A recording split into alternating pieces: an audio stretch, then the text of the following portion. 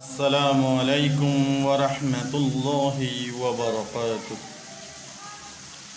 الحمد لله ثم الحمد لله وكفى وسلام على عباده الذين اصطفى أما بعد. أعوذ بالله من الشيطان الرجيم. بسم الله الرحمن الرحيم. ومن أحسن قولا ممن دعا إلى الله وعمل صالحا وقال إنني من المسلمين.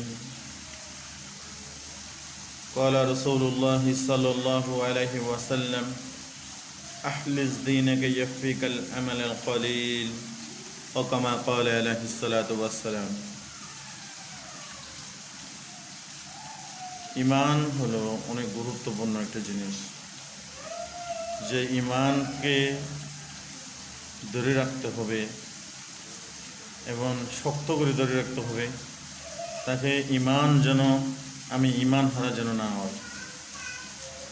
যদি মৃত্যুর সময় যদি আমার ইমানি দৌলত যদি নসিব না হয়, তাহলে হতবাগা কপাল পুরা ছাড়া আর দুনিয়াতে কিছু নয়। এই জন্য আমার ইমানকে হেফাজত করতে হবে এবং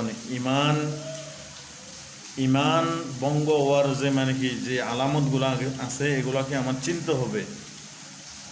ইমান ভঙ্গ হওয়ার যে আলামতগুলো আছে, ইমান চলে যাওয়ার যে আলামতগুলো আছে, এগুলাকে আমার চিনতে হবে। যে কোন কাজটা করলে ইমান চলে যায়, কোন কাজ করলে আমার কলবের মধ্যে বিন্দু পরিমাণে ইমান থাকে না। এত দামি একটা জিনিস যে বিন্দু পরিমাণ ইমান নিয়ে যদি দুনিয়ার থেকে কবরে যায়, ওই ব্যক্তিকে একদিন আল্লাহ পৃথিবীর থেকে 10 গুণ বড় একটা জান্নাত দিবে, যে জান্নাতে শুরু আছে শেষ নাই, অনন্তকাল। তে জান্নাতের হুরে গিলমান 72টা বিবি দিবে তাকে। এত সুখ শান্তির ইজ্জতওয়ালা জীবন, যেখান থেকে শুরু হবে আর কখনো শেষ হবে না।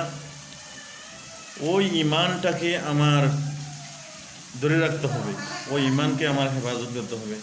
এই জন্য ভাই, আমরা এরকম দেখব যে ইমান ভঙ্গ হওয়ার যে আলামতগুলো আছে এগুলো আমাদেরকে চিনতে হবে।